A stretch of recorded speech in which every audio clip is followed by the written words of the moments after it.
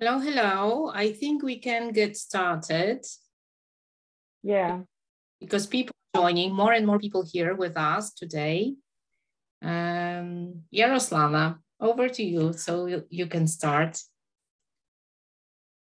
Добрий день, шановні освітяни, учителі англійської мови. Раді вітати вас. Центр професійного розвитку педагогічних працівників міста Києва та компанія Pearson дякує кожному та кожній з вас, адже знаємо, що сьогодні ви продовжуєте працювати, наскільки це можливо.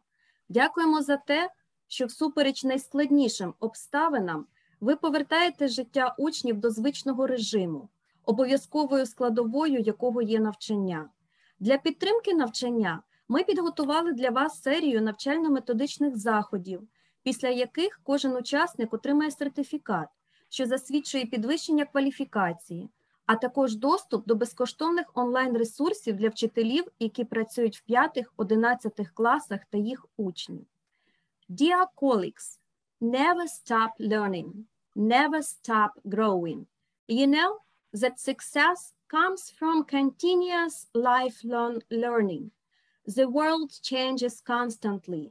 There will always be new skills to learn and techniques for us to adopt.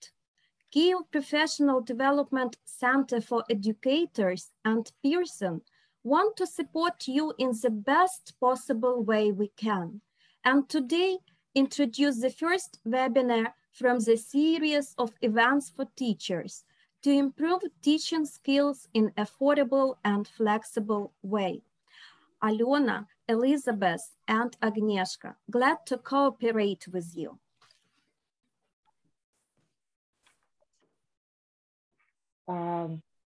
Ну, зараз я вже, може, скажу декілька слів. Добрий день. Мене звати Альона Зарахович, я представник Pearson в Україні. І хочу привітати всіх, хто доєднався до нашого вебінару сьогодні. Я бачу тут і Чернівці, Львів, Івано-Франківська, Одеса, Мелітополь, багато Києва. Не всі написали, звідки ви, але я всіх вітаю, дуже-дуже рада, що ви змогли доєднатися. Цюріх там бачила, тобто з-за кордону теж до нас приєднуються. Це дуже-дуже добре. У ці часи кожен українець, кожна небайдужа людина намагається щось зробити для країни, для людей. І вчителі, як вже сказала Ярослава, які, незважаючи на війну, розпочали навчання, допомагають не тільки тут і зараз, а і ви додаєте свій внесок в майбутнє, щасливе майбутнє нашої країни і наших дітей. Тож дякуємо вам. Ще у березні компанія Pearson офіційно оголосила про свою підтримку України, і ми запропонували учителям і учням безкоштовно користуватися нашими електронними підручниками. Це підручники для середньої школи Wider World і для старшої Focus. Підручники надаються у вигляді кодів на платформу, нашу інтерактивну платформу Pearson. Ми вже надали більш ніж 7 тисяч кодів для учнів, тож учні отримали змогу навчатися онлайн за найкращими підручниками, вивчати англійську. І я зараз не можу просто про це не сказати, бо один з авторів підручників, Focus, Вон Джонс, він приїжджав з презентацією в Україну, може хтось був у нього на презентаціях. І ось зараз він живе у невеличкому містечку в Великій Британії, він активний волонтер, всім серцем співчуває Україні, він збирає одяг, збирає продукти, збирає гроші. І вчора він привіз багато, власноручно, може, я не знаю, як так сказати, але привіз багато вантажівку гуманітарної допомоги до польсько-українського кордону. І зараз він у Польщі намагається передати цей свій груз і одночасно допомагає у Польщі тим, хто є там біженцям з України. Ось такий у нас автор з великим серцем, який написав чудовий підручник Focus.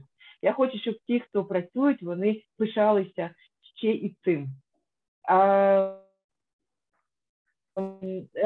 Між тим, пропозиція щодо кодів, вона ще дійсна. І якщо ви не замовляли ще коди для вас і ваших учнів, ви можете це зробити.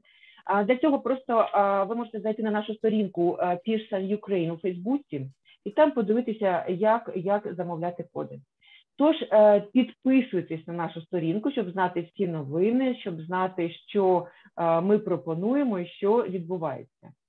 І ось нещодавно Центр професійної підготовки з Києва, Ярослава, представник цього центру, звернувся до нас з пропозицією організувати навчання для вчителів за темою «Як навчати онлайн учнів». Ми зустрілися, обговорили все і зараз пропонуємо вам низку вебінарів. На цьому тижні у нас буде 2 вебінари. Один сьогодні зліз і ще у четвер, але я хочу просто теж наголосити, що в четвер ми будемо проводити вебінар, я буду українською проводити для тих, хто ще ніколи не користувався нашими електронними ресурсами. І я просто покажу, який функціонал є у інтерактивного підручника Active Book, у інтерактивного зошита My English Lab, як зареєструватися на платформу, де знайти відповіді на питання для тих, хто почав роботу чи тільки починає працювати з електронними підручниками. Тобто це і буду відповідати на ваше питання. Так, щоб ви розуміли, що чекати у четвер. А зараз я хочу надати декілька слів моїй колезі, яка піклується, щоб найкращі пропозиції надавалися Україні. My colleague from the Central Office, Pearson Ukraine, Agnieszka Hybel. Agnieszka, over to you, please. Hello, my Ukrainian is getting better and better when I listen to the ladies. The story that Aliona told you about Von Jones, our author, whom I had the pleasure to meet yesterday when he arrived in Krakow to do the volunteering work. And today I heard from him that he is actually in Lviv because he went to bring some humanitarian aid to Lviv. So don't be surprised if you go out in the street and you meet the guy. He's very, tall, and those of you who have met him in our trainings will definitely recognize him. So look around, maybe you will find you will meet the Pearson author in the street in Lviv. For those of you who are in Lviv, we have a truly international group here. Aliona mentioned several Ukrainian cities that you are from. I saw some people from London.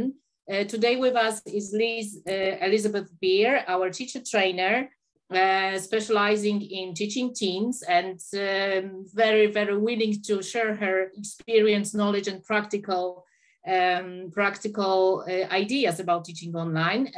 And this is what's going to happen for the next 50 or so minutes. So Elizabeth has been teaching in different countries, Hong Kong, Vietnam, Spain. Now she's in Madrid. And recently she has been involved in Pearson Live classes, running online classes internationally for teachers and students around the world. So over to you, Liz, and enjoy the session. We will be trying to answer the questions if they appear in the chat as we go. If there is some big question, you can put it in the question and answer box because it will be easier for us to follow and find. So over to Liz.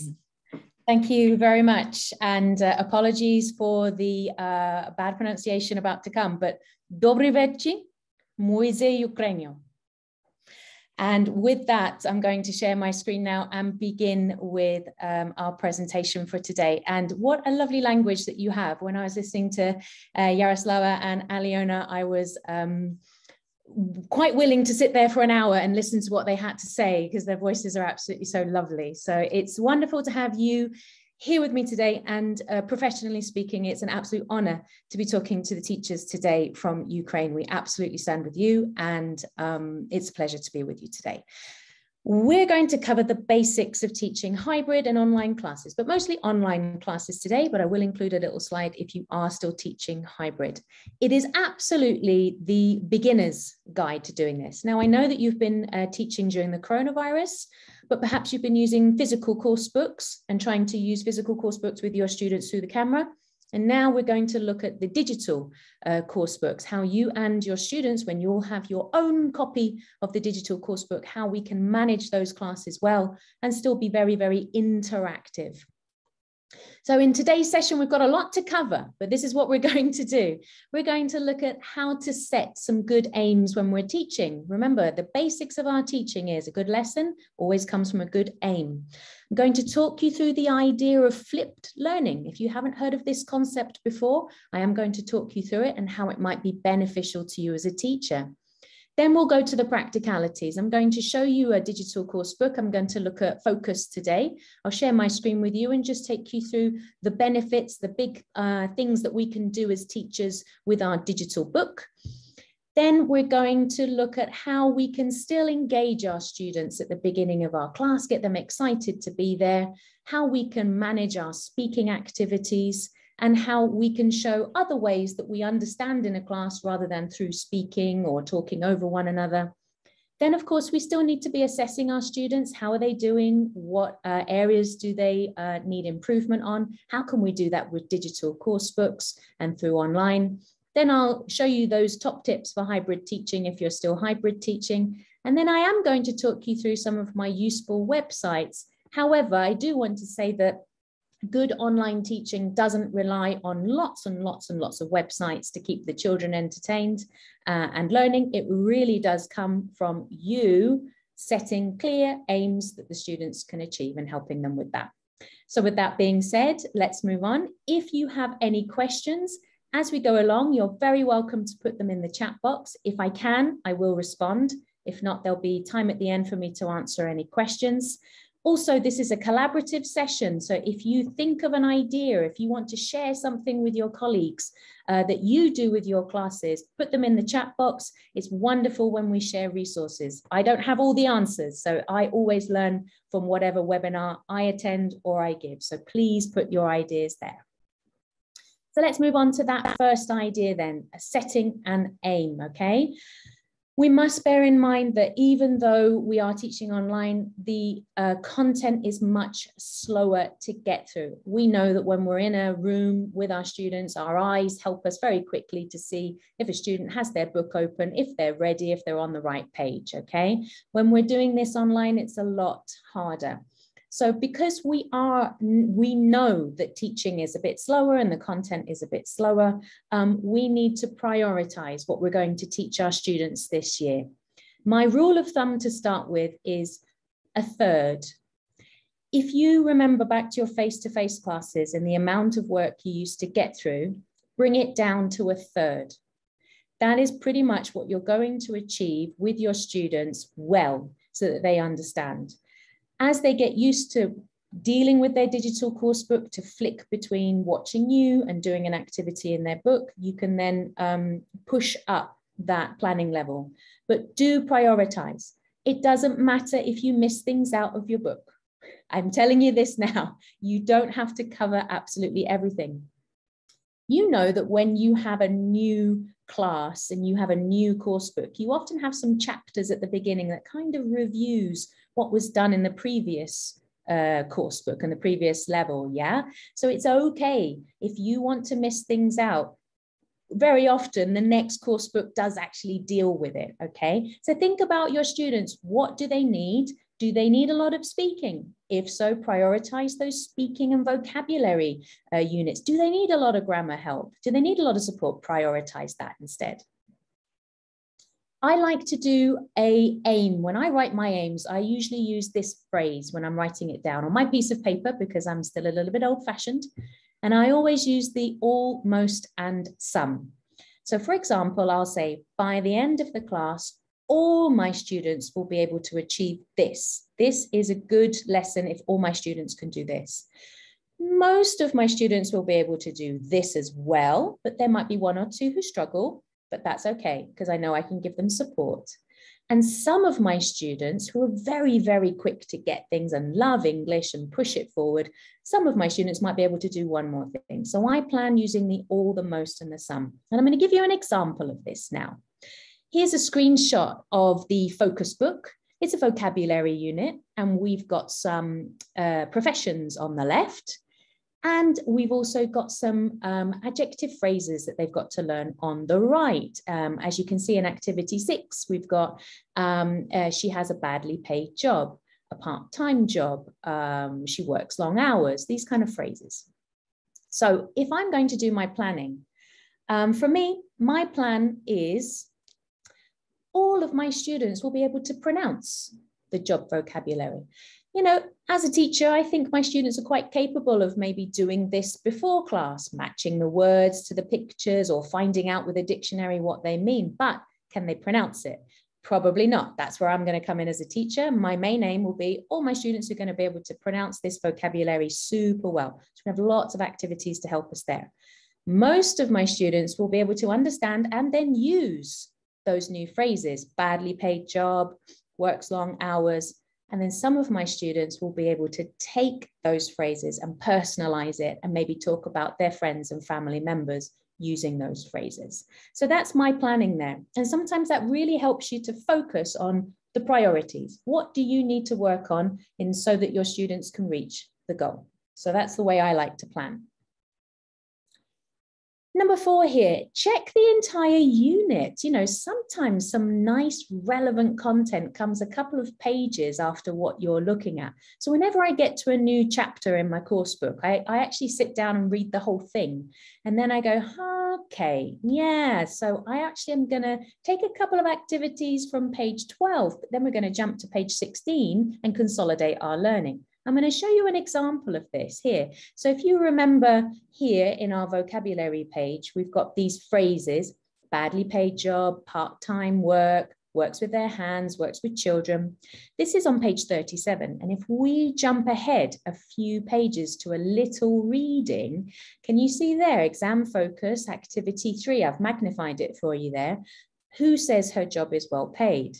Who works with their hands, who works outdoors. So there's that consolidation there. Now you might want to say, okay, I want my students to have a bit of time before they see that vocabulary again to see if they've really remembered it. No problem, you can do that. But you can also jump and use this activity later on in the book to consolidate what they've learned. So feel free to mix and match activities to suit you. Number 5, avoid lengthy teacher talk time. Apologies, this is a webinar, so there is going to be lengthy teacher talk time from me.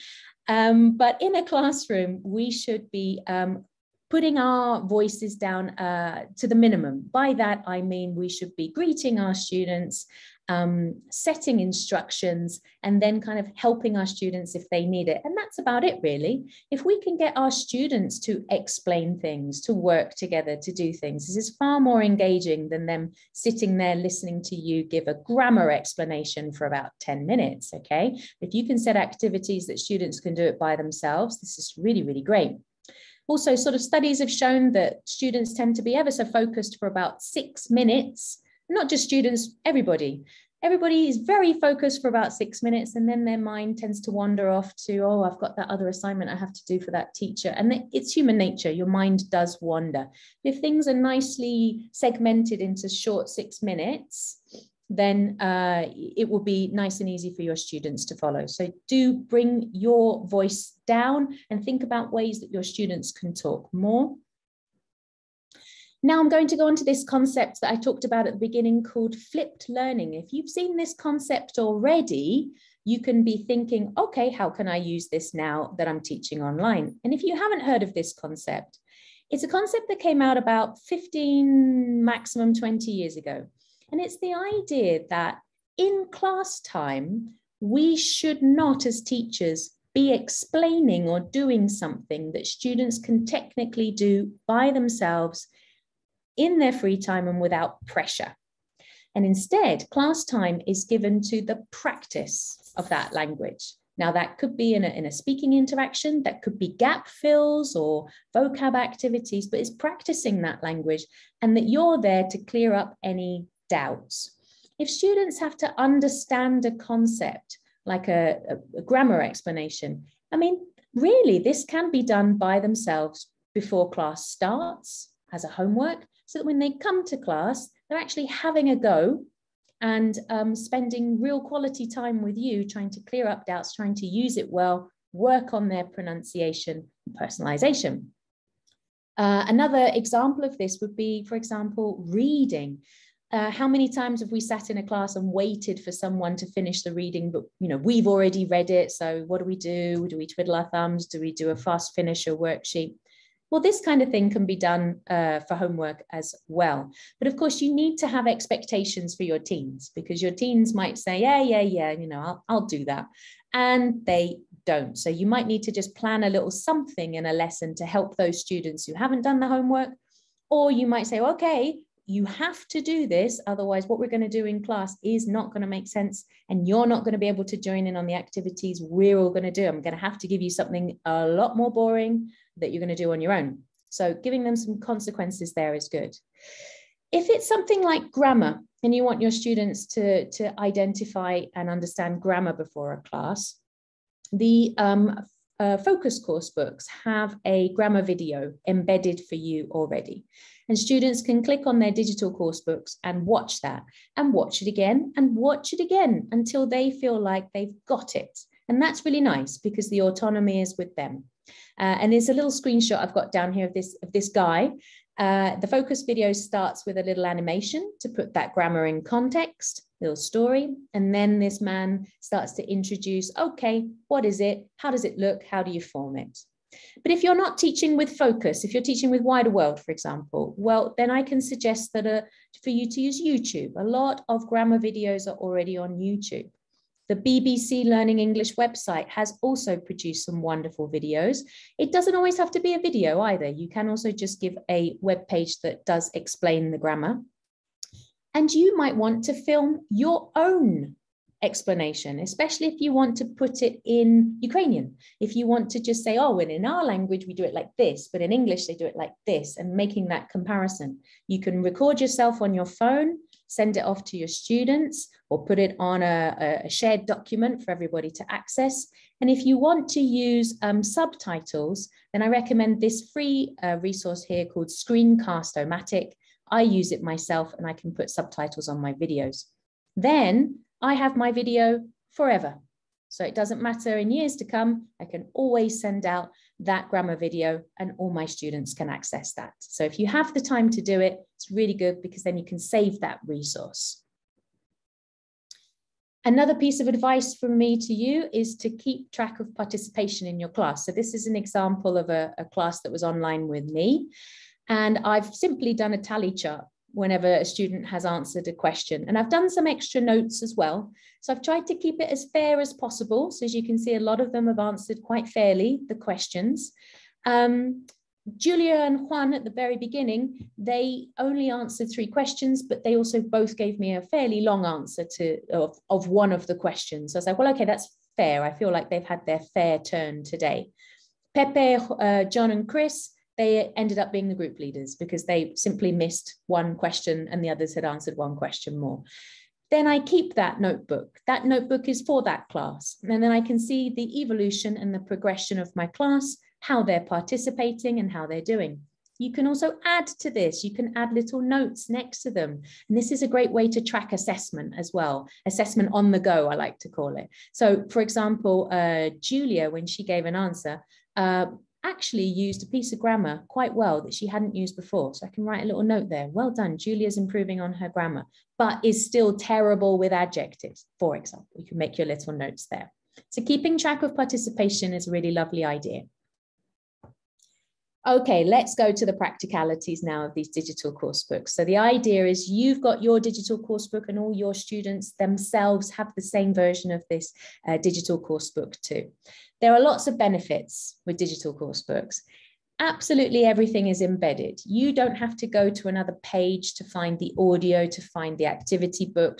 No, it's all there, okay? And I'm going to show you this. I'm going to stop sharing my screen and share the focus page in a second, and I'm going to show you this. You can bookmark your page so that you know where you finished off and where you need to begin on the next lesson, or you can bookmark a page. Like I said, if you've made an aim and you go, okay, and we're going to be doing page 12, but I need to jump to page 16, you can also bookmark that page and jump there nice and cleanly. You can zoom in and out so that students are really clear where they are and what they have to do on their course book. And it does come in with a built-in whiteboard. But of course, if it's on your version, only you can access and draw on this whiteboard. And also you can annotate the course book. And I'm just going to stop sharing this screen. I'm going to quickly show you the focus book now so that you know what I mean. And it's a bit like this teaching. You're going to have moments where you're flitting between screens and changing your share. And it doesn't matter. Students are okay with patiently waiting for you as you do it, as you are with me. So here we go. Here's a page of focus, right? As I say, you can be clicking on something and it nicely zooms, okay? You can save and exit. You can go from here to the next activity. You can go back to where you were on the go vocabulary, okay, on the go grammar. We can go to our next page. Lovely. Look, here's a video that's been embedded. We can click on that. We can zoom in, we can zoom out. There's lots of things we can do. I love it. And again, this is this annotation tool here that I absolutely love. You can get your pen, you can change the color, you can change how thick it is, and you can be blanking things out if you want students to guess. You can be highlighting things for them to see. You can also use what I love as well, like the hide. Okay, let's hide this. Can you guess what this animal might be behind here? You can use your hide tool as well. And you can also use your area tool so that you can cover it up and then start to reveal things. So it's nice if you've got a picture behind it and you've got to guess with your students, what's behind this? Can you tell? Can you guess? Okay, so I'm going to stop sharing that page now. I'm not going to go into all the different things you can do because I know that there are some lovely webinars coming up where you've got proper experts, not just me, telling you how best to use these tools. I'm just showing you right now, this is what it looks like. These are some basic things you can do, but please join the webinars that are coming up after me later on in the week where they really show you how to make the best of those digital course books. I'm more about how you can do things on top of the digital course book to keep your students engaged. So we've briefly looked at how the digital course book looks like and all the wonderful things that you can do and how it's just, everything is there. But I still maintain that you do need a collaborative document. If you're lucky enough to use Zoom, then Zoom comes with a built-in whiteboard. And with that whiteboard, all the participants are able to annotate and do things on it, which is lovely. So it means it's very collaborative. If you aren't working with Zoom, I have worked before with a document called whiteboard.fi. It's free, it's very good, but it's not the only one that you can use. And I'm going to show you now something called a Google Jamboard. I don't know if you've used Google Jamboard before, but I do. I like it. And I'm going to just share with you what it looks like and some of the things you can do on it, okay, to make your class as interactive as possible and so that the focus is on the students rather than yourself, okay? So again, I'm going to share my screen with you. Here we go. And we're back to the Pearson book, and here's a Google Jamboard. Here we are. Okay.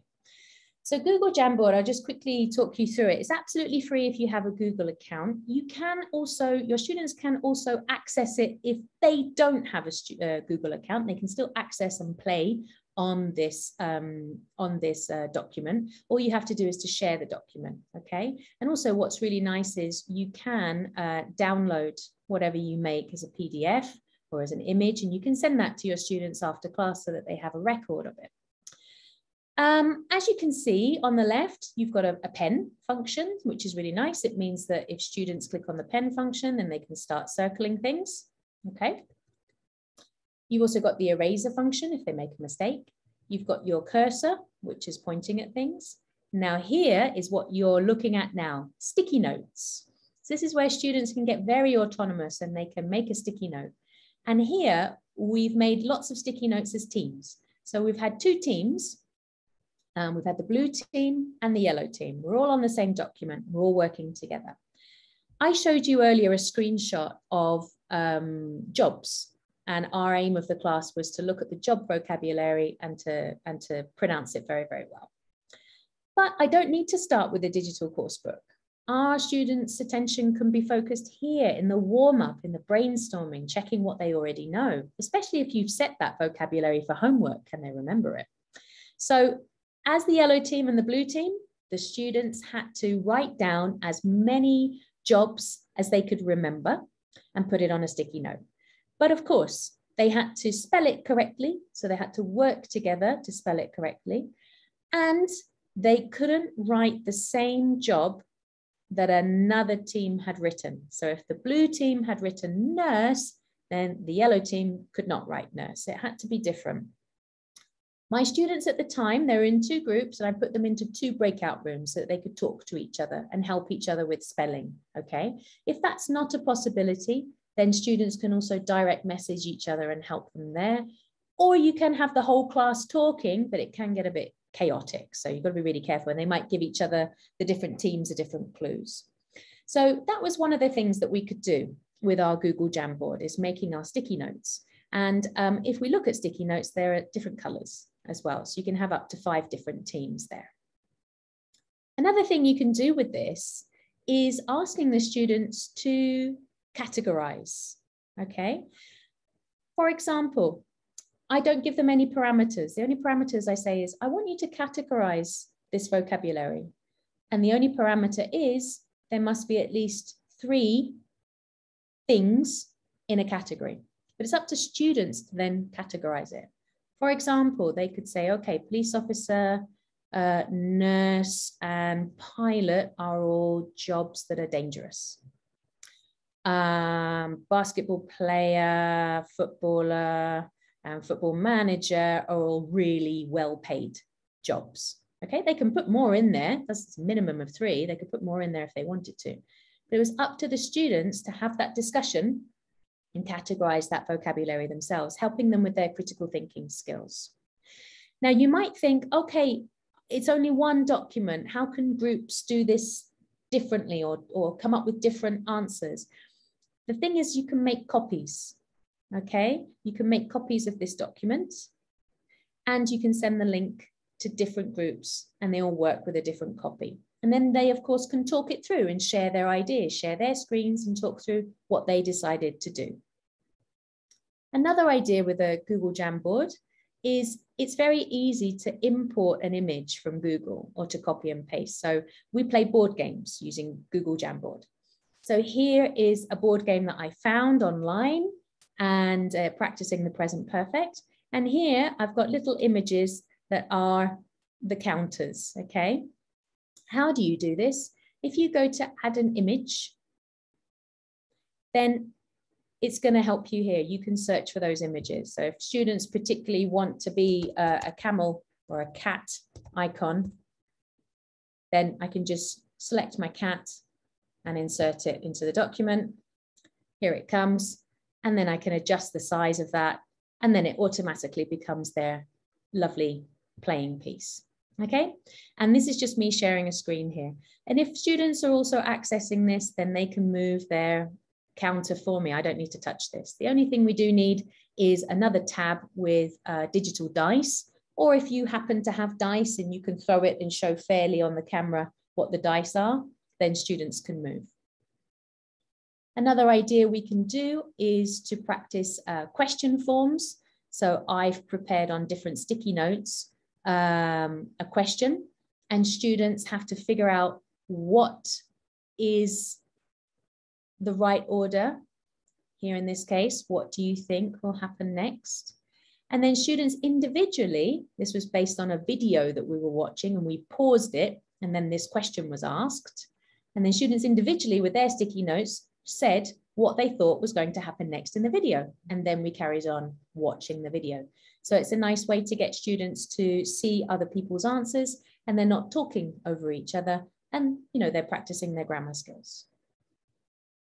Another thing we can do, Pictionary. Of course, I love a good game of Pictionary. So if we are doing the job vocabulary, here we go. We're getting our pen, we are choosing our colors and the type of pen we're going to use, and we're drawing. So what I did was I private messaged a student a vocabulary word, and then they had to draw it. Alternatively, a student can be autonomous and choose the word that they want to do and draw, and students are guessing. But be wary though, sometimes when students do guessing games, they might shout out and spoil a lot. My big tip here is students shout out their name rather than the thing that they're trying to guess, okay? So the first person says their name, Michael, for example, and you say, okay, Michael, what do you think it is? And then you can confirm or deny rather than shouting out lots of different answers there. So it's nice and clear. So you can use a Pictionary. And of course, lovely vocabulary review here where we play noughts and crosses. For example, this is our vocabulary you want to review, and students have to use these words in a sentence, and a grammatically correct sentence. And if they manage to do that, then they win the square. The students who win the first line of 3, for example, here, win the game. It could have been diagonal here, but the blue team blocked them. So you know how to play noughts and crosses. So that's another thing you can do. Finally, you can also take advantage of pictures. If you want to review vocabulary, prepositions, you can ask your students, for example, circle the earphones. And they go, oh, where are the earphones? Where are they? Oh, there they are. There's the earphones. And they have to go find the earphones for you. So Google Jamboard is very useful. But it's not the only thing you could use. It could just be a Google Doc. It could be your Zoom whiteboard, but you do need a collaborative document wherever you can. Now I'm going to share my screen with you again now. Okay, so I am a fan of getting creative, getting heads up. Even though we're teaching digitally, it doesn't mean that we always have to do things from the course book. We can still, as creative people, add magic to our classes by doing lots of these fun activities that we've already seen on Google Jamboard and other things as well. So for me, I like to use the chat box as creatively as I can. Okay, so how can we do that? One could be guess the word I'm spelling. So as a lead into that job vocabulary unit, for example, I can use my chat box and I can start to type a job, and my students have to type back what job they think I'm typing. I'll do it with you now because the only way we can communicate with each other today is through our chat box. So I'm going to start typing a job to you guys. And if you want to, try and guess what job I'm typing. So the first letter is A, begins with A. So I'm going to let a few of you try to guess a few, beginning with A.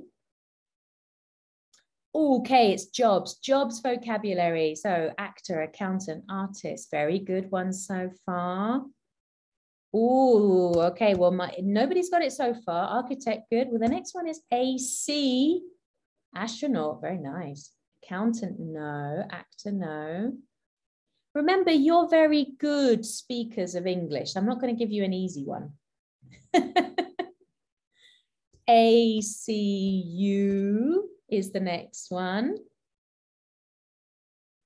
Ambassador, that was a good one, but no. Assistant, ACU, what is it? No, ACUP.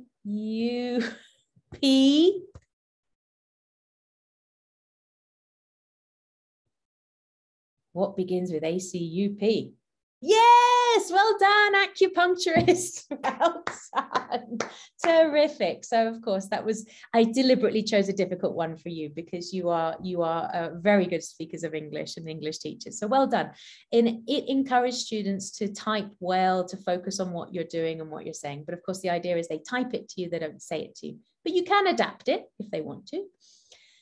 Another thing I like to do is who said it. If you take advantage of the Zoom chat box, you know that you can either send a message to everyone or you can send a direct message to someone that only gets seen by that person.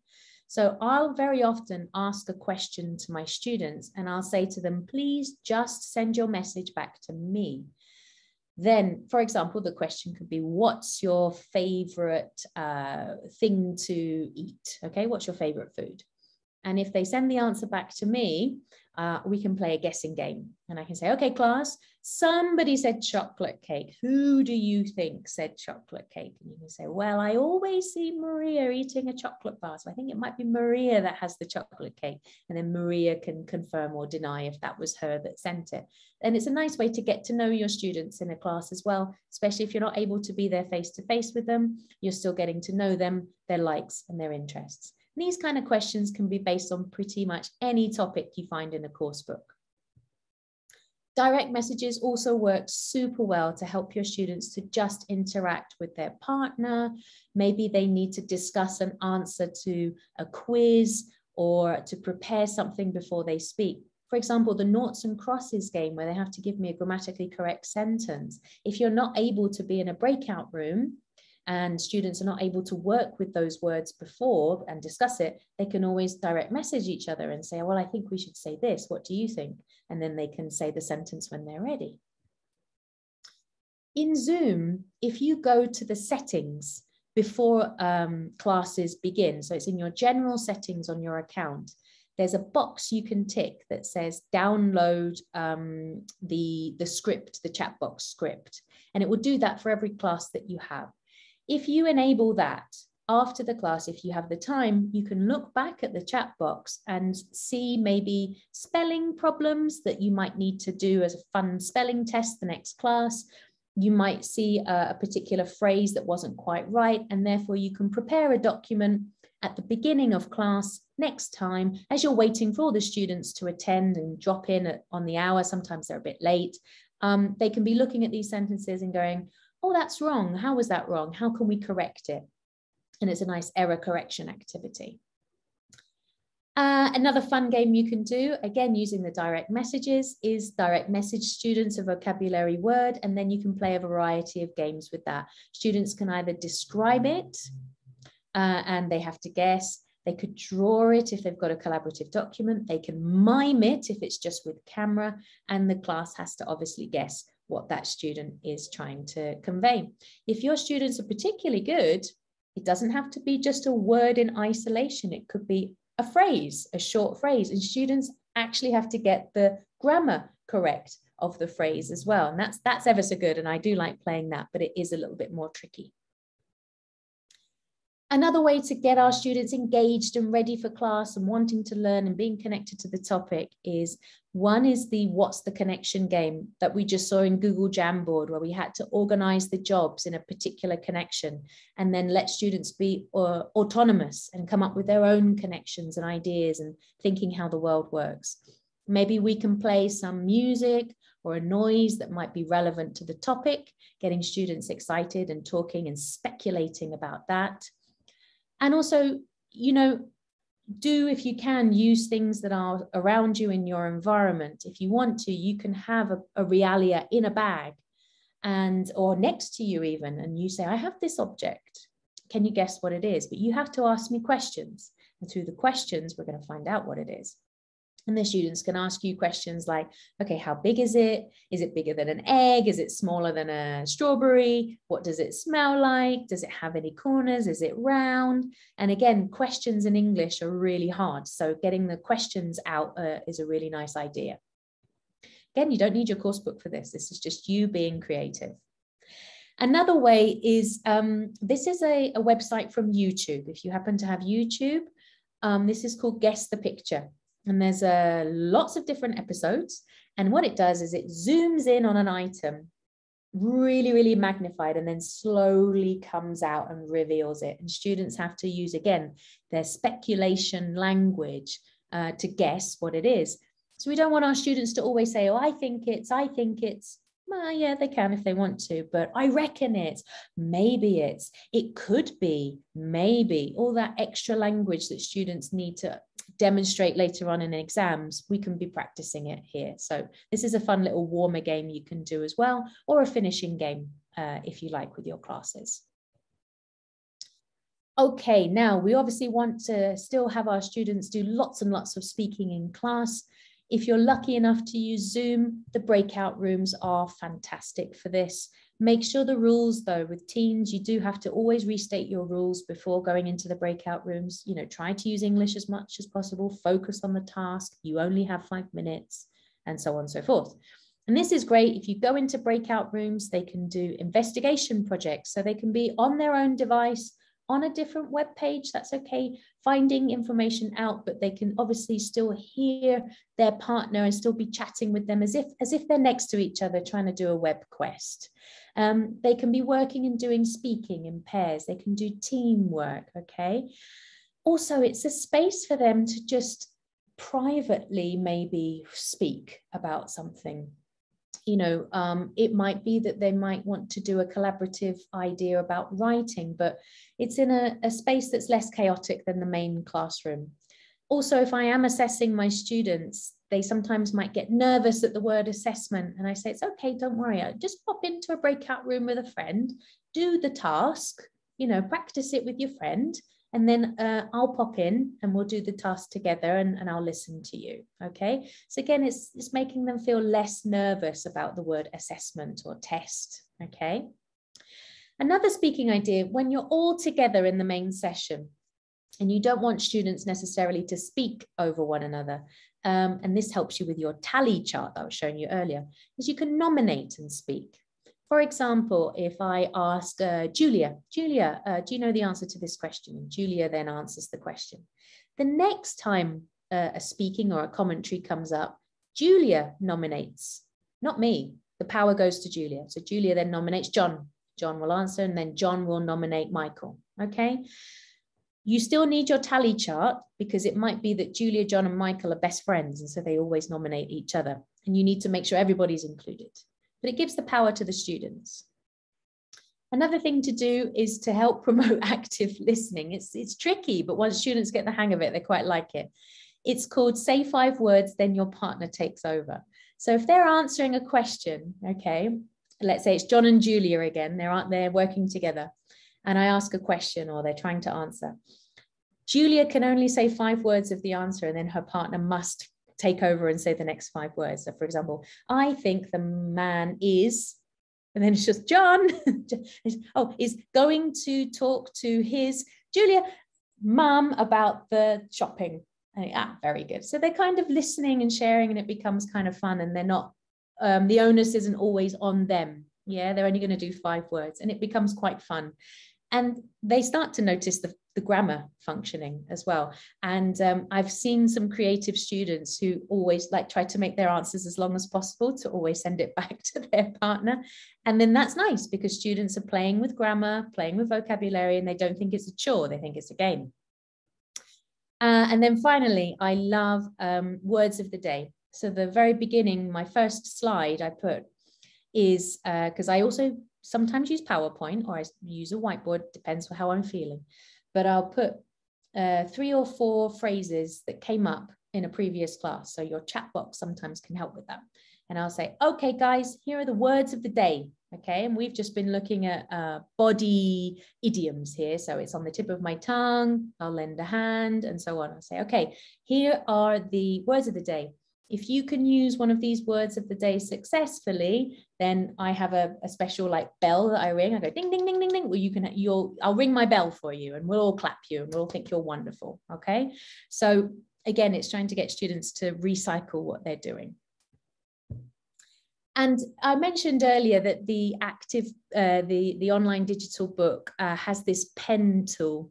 And sometimes I like my students to guess and talk and speculate what a missing word might be in a text. Now, I know I said earlier with flipped learning that we could do readings not in class. We should be doing more dynamic things. But this isn't a reading task. This is actually introducing vocabulary. It's a little reading that introduces vocabulary. So for me, this is okay to use in class. The bigger, longer readings, they can definitely do by themselves in their own free time. Okay, so here the students, I've colored in some words and the students have to try and speculate what's the missing word. And again, it gets them into the topic that we're talking about. And in this case, it's family members. Other interaction possibilities. So you might not want your students all the time to say something to you to show that they understand. There are other ways they can. Obviously, thumbs up and thumbs down. If you've got closed questions where they have to say yes or no, then that's very easy for the students to show it to the camera, or even a I don't know thumb in the middle. It can also be used to check instructions. Okay, you know, are you working with one person? Yes, I am. Are you going to talk in English? Yes, I am. Okay. Stand up, sit down, I love. I often do this for when my students are doing true or false questions or yes or no questions. If the answer is true, then they show it by standing up. And if the answer is false, then they stay sitting down. You've got the typical nod your head, shake your head as well. And, you know, old-fashioned, we can still have students' answers written down on a piece of paper and held up to a camera. There's nothing wrong with that at all. So if you don't have a whiteboard that you can share, you can still have your students participating in a quiz or showing understanding or drawing a picture, holding it up to the camera, and we can all still participate. Now I'm going to move on to the idea of assessing, okay? I know that assessment is hard when it's online, and obviously with what's happening right now, you might feel that you don't want to assess your students, that there's enough going on in life and we don't want to do this. But if you are going to assess your students, either because the school requires it, the parents require it, or the government, or even just to help your students to see how they're doing, here are some ways that you can do assessment, okay?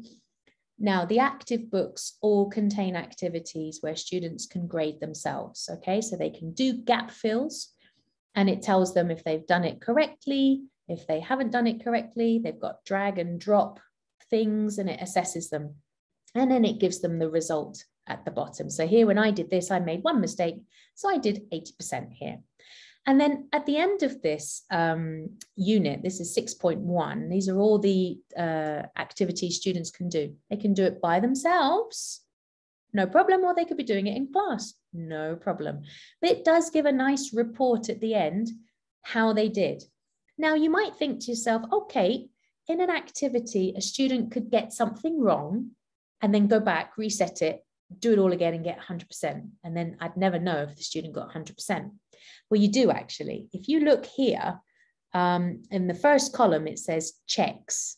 So for exercise 4, I got it 100% and I didn't need to check my answers. But exercise 6, I did 2 checks, and you can see I made 1 mistake when I did it. So even though I've got my medal, it tells the teacher, okay, they didn't get it quite right the first time, but then they went back, revised it, and then they got it right, okay?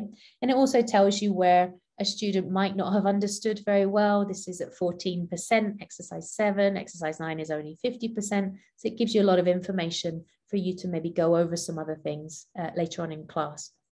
Students are doing this in their own copy of the digital course book, so you can always ask them to send you a screenshot and show you how well they're doing, okay? Another thing is writing. In the digital course book, it's great because it gives the students one place and one place only to write their writing down. I've been there in face-to-face classes where students have shoved bits of paper in their bag forever to be lost, and you'll never see that writing again. And there are some students who have problems focusing on being tidy and tidying up things. And that's okay, that's life. But here in the digital course book, right here, they can be typing in an answer. And if you like, students can send a screenshot to you so that you can read what they've put. They can also highlight, copy, paste, and put it in a Google Doc for you. If you put it in a Google Doc, that's lovely because you can annotate it and you can give corrections. You could also turn it into a whole class activity where we copy and paste and read all our different pieces of work and help our friends out with doing that.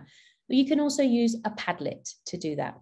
I'll just stop sharing my screen for a second because I'm going to introduce you now to a Padlet. I do love a good Padlet. Here we go. A Padlet, if you haven't used it, looks like this. You can use it to some extent free. I think you can make up to 10 boards for free, and then if you make any more, you have to start paying. Okay, so you have to use it sparingly. This is what a Padlet looks like. I use it a lot with my Pearson live classes. Students can make a new post, for example, here, they make a post, and that's where here the subject, at the moment I've just put my name so that we know who I am, okay, and then write something fantastic. That's where they can either directly write it here or copy and paste what they've written from their digital course books. And as you can see, you can decorate it as well. You can upload a photo, you can add a link, but also I've got some students who have audio recorded, which is lovely. It's a great place for you to also hear students as well. When you make a new post, for example, here, sorry, I'm just moving something so I can see it. If you go to the 3 dots, you can do video recorder. You can also do audio recording. So Padlet is another collaborative document that you can use, okay? But now I'm not the expert, but Pearson also gives you the opportunity to create groups and give assignments and tests. So if you see here where you've got your list of books, you can make your group, make your class, set them tests and assignments and see how they're getting on. But there's going to be an expert in that telling you about it in another webinar later on. But that's also another option that's very, very, very good. Okay, now back to my webinar. There we go. So writing is often something that is forgotten about, but as I say, you can set it for homework and your students can send it to you. If you do something on a Google shared document as well, it's nice because it does keep previous versions. So if you do need to go back and check what mistakes your students made, you can. It has a history. Now to assess speaking. Okay, so as I said before, use your interaction tally as well to make little notes about your students. What are they doing well? What do they need to improve? What are you noticing about them? Okay, if you are going to do an official speaking assessment, bless them, do warn them that you're going to do that. Next class, guys, I have to assess you for my records. Don't worry about it. I'll tell you what it's all about and we're going to do a little assessment. Okay, I do advise breakout rooms so that it's private. If that's not an option, then you're just going to have to ask your students to unplug their earphones for a bit, or, you know, have a schedule. Okay, so, you know, I'm going to have Susanna coming in at 4 o'clock to do the assessment, and then she goes off, but then she does her online homework by herself, for example. So you could do a schedule if you want it to be more private, okay? So students should be doing other tasks while they wait their turn. I am a fan of getting students to practice something before they speak. So here, this is a screenshot from Focus 3 Active Book Unit 1. It's very sort of exam-based, where they have to look at a photo, talk about it, speculate about it, and then they get some questions. So I could either do the whole thing with them, or as a teacher, I might get them to do number 6 together in a pair just to warm up. And then I'll come in and I'll do activity 7 with them, and that will be the assessment, for example. Okay, so you can choose either way. You don't have to assess everything in a speaking unit. You can just choose one little aspect there. Okay, I'm just going to do a quick slide now about hybrid, just in case any of you are still doing a hybrid situation. Okay, these are my top tips for hybrid teaching. Choose the very best spot in your class to be seen by all, online and face-to-face. Put an X on that floor, mark it. That is where you're going to stand for most of the class, and it's always the place you're going to give instructions from, okay? You don't have to work sweaty, running around to your keyboard, computer, back to the class, back to your keyboard. You can have a student, a very responsible student, coming and changing your slide for you, opening the digital book for you. You can have that student doing that for you. You don't have to be the one that's always in control, okay? Students like helping out the teacher. Again, you can have your student, they're also moving cameras for you as well if you're doing hybrid. And use your microphone to your advantage. You know, there might be times in which you need to mute the online lot. There might be times when you want to unplug the microphone so the online class can't hear what the physical class is doing, especially if they're playing a game or having a discussion, okay? If you don't have a breakout room, you might want the online students to have a discussion, but you don't want the physical students to be distracted and hear that because they're having their own discussion. So just, you can unplug your microphone, you can mute your microphone, okay? So that's top tips for hybrid, but I think most of you are online at the moment, so I'm going to quickly move on. Good teaching isn't about using lots of websites. Good teaching, as we've discussed, is about setting a very good aim and using those activities to build towards it, making sure you're as interactive as possible with your students. But if you do want to experiment with some other websites, here are some ones that I recommend. Don't use them all at once. What we're not looking for is, okay, we start with a digital course book, then we're on a Jamboard, then we're on a Padlet, then we're on a Flipgrid. No, we should be using max one thing in our classes, okay? And the good minimum is your digital course book and your collaborative document. That's it, okay? And if you want to add one more element because you want to excite your class for the day, go ahead, try these out, but take your time with it. For example, if you want to try Padlet, only try Padlet. Don't use the rest. Just go, oh, I'm going to learn about Padlet. Let's see what we can do and use Padlet for a month, okay? And then later, choose something else. Don't get very excited all at once, okay? Because it becomes a chaotic class. Padlet, we've already seen. It's a place where you post things. You can video record and audio record. Flipgrid is similar to Padlet, but you record yourself giving a question, and then your class record themselves back with an answer, and they can all see what they've all recorded. And it's really, really sweet, really nice. Actively Learn is a website that allows you to set questions for texts that are online. So you might have a BBC News article and you want to turn it into something more classroom based. Then you can start adding in your questions, okay? Quizlet is like flashcards. So if you want, you can put new vocabulary on, and then you can flip over the card and it tells you the meaning, or it can tell you the word in their native language. You can also do gap fills. So you have a sentence with a gap missing, and you click on it, you flip it over, and the students see what the missing word is. You can also play games, some games with that in Quizlet. Storybird, that's more for the primary students, but you know, check it out. Stories are always a really good resource as well. So therefore, in conclusion, I think, yes, I'm only a couple of minutes over time. So here we go. In conclusion, we have looked at the benefits of using digital course books. They are useful. Don't get stressed with them. If tech goes wrong, tech goes wrong. You've got other things that you can be doing, other things you can set your students, and your students probably can access their digital course book. So just say, okay, you know, unit 1, activity 5, off you go, while you go and fix your things. So don't worry.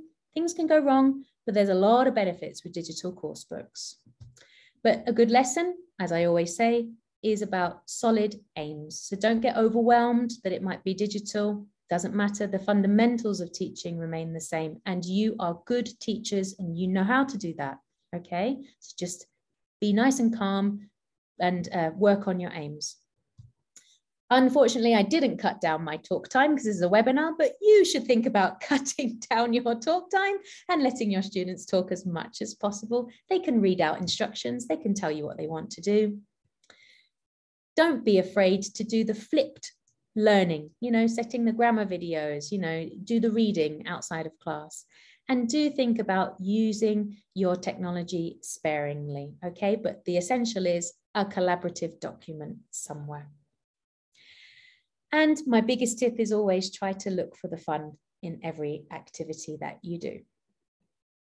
I want to thank you so very much for giving up your time to be with me today. It's been a pleasure to have you all with me, and good luck with your digital teaching to come throughout the year. And as we've said at the beginning, and we'll say it again, Pearson and everybody here stands with Ukraine.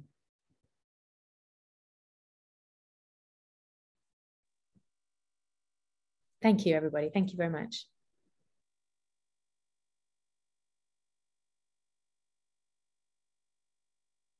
Thank you. Thank you, everybody. Thank you for participation. If you have any questions, it's a pleasure.